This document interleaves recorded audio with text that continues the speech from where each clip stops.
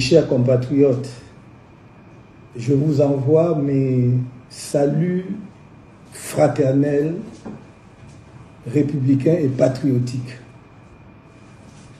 Je suis arrivé à Douala hier dans la nuit.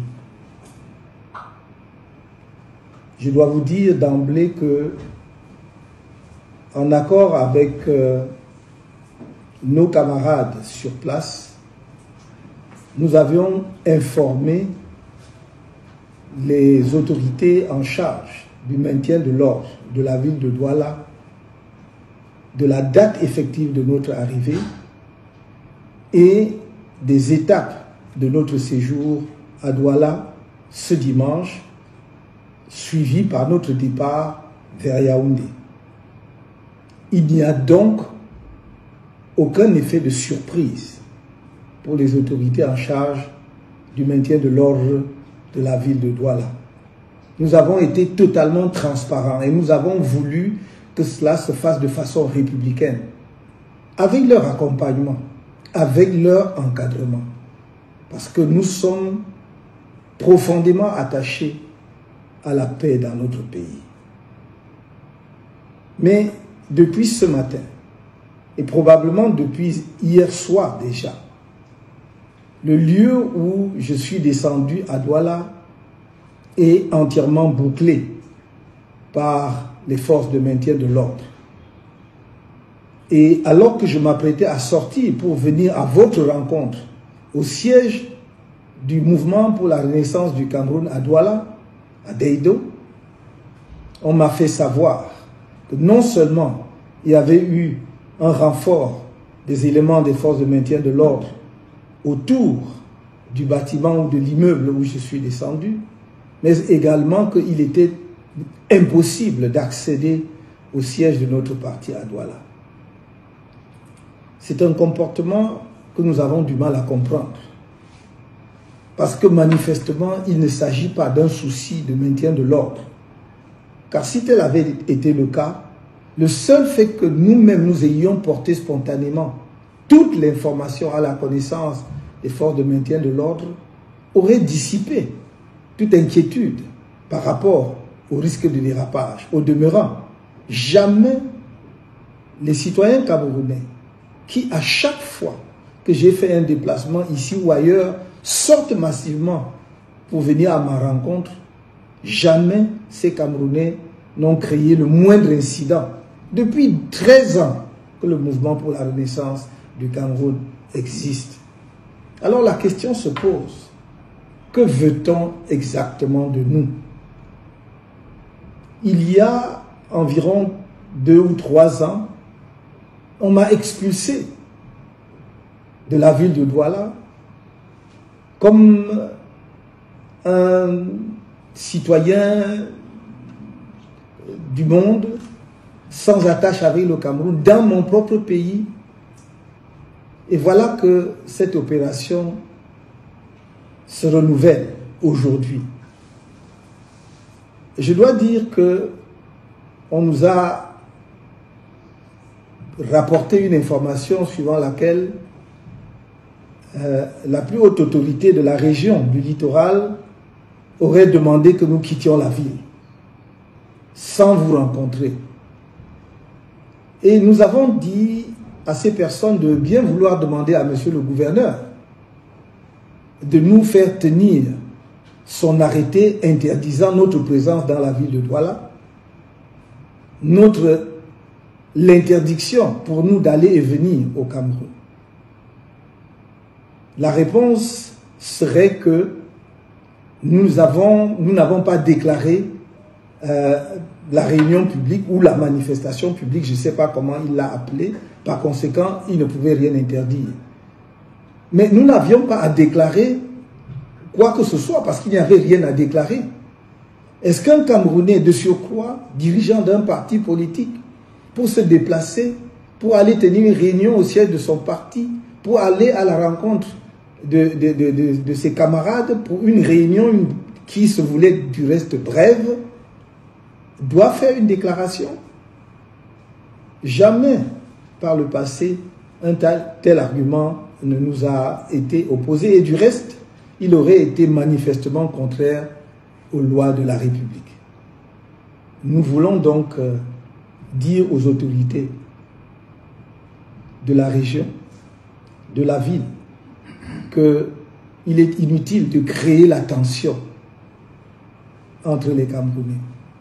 Les Camerounais demandent simplement à rencontrer leurs dirigeants. Un des dirigeants politiques du pays, disons des partis politiques du pays, mais personne ne peut interdire aux Camerounais d'exprimer leur affection vis-à-vis de tel ou tel leader.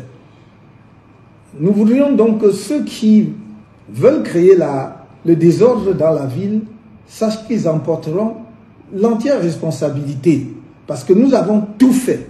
On ne peut pas faire mieux que ce que nous avons fait.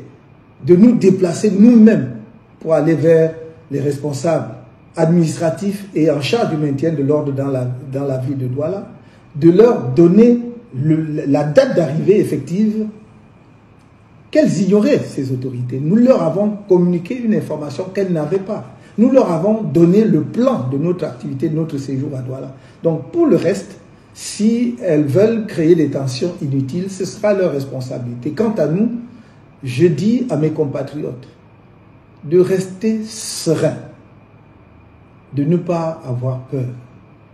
Nous avons toujours prôné le changement dans la paix et par les urnes. Nous n'avons jamais changé notre option fondamentale en la matière.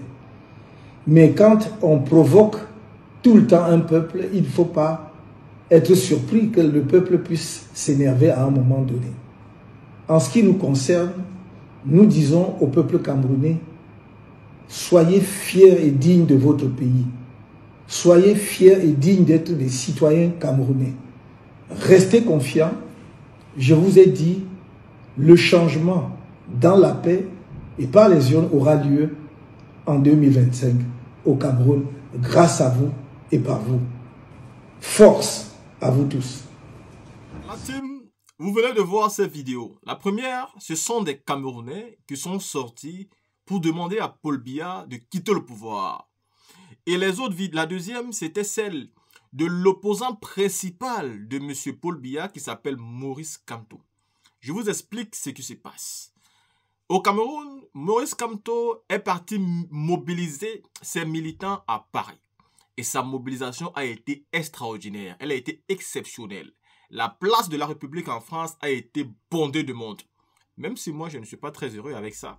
On n'a pas le choix parce que je n'aime pas beaucoup quand les Africains partent faire des mobilisations en France. Mais on est conscient qu'en l'état actuel des choses, la justice camerounaise n'est pas juste. Donc c'est normal souvent que les opposants partent trouver des voies et moyens pour mobiliser. La preuve en est, on empêche ces militants sympathisants de l'accueillir. Après son meeting en France, il a donc décidé de rentrer. Et il a signalé. Seulement, le peuple camerounais est sorti massivement. Parce que dans cette vidéo, vous n'avez pas toutes les images. Massivement pour accueillir le leader principal de l'opposition. Il faut le dire que c'est le leader principal de l'opposition.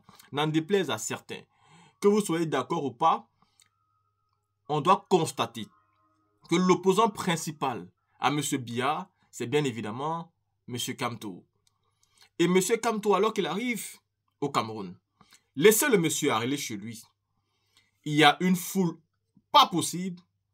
Le régime de M. Biya a préféré de faire sortir la police, la gendarmerie. Ils ont quadrillé toute la ville de Douala, empêchant donc les manifestants de pouvoir sortir. Vous les voyez donc là, assis à même le sol en train de chanter, pour exprimer non seulement leur mécontentement, demander à Paul Biya de partir, mais aussi montrer à la voix du monde comment ils ne sont pas menaçants. Vous savez, quand quelqu'un s'assoit et lève les mains et bouge son drapeau, ça veut dire qu'il vient là dans la paix. Donc ils sont en train de démontrer ici un signe de paix, un signe qu'ils ne viennent pas avec la violence. Et la police et la gendarmerie sont là pour les empêcher de manifester. Ce que je vais dire, c'est que plus vous allez refuser que les Camerounais manifestent, plus vous allez pousser les Camerounais à faire la catastrophe. Il y a quelque chose que vous ne pouvez pas changer aujourd'hui en Afrique, c'est inéluctable. C'est que le continent africain est en train de se réveiller. Et c'est grave pour vous parce que le Burkina, le Mali, le Niger ont démontré que c'est possible. En octobre, il y a les élections en Côte d'Ivoire. En octobre, il y a les élections au Cameroun. Et ces deux pays s'aiment beaucoup.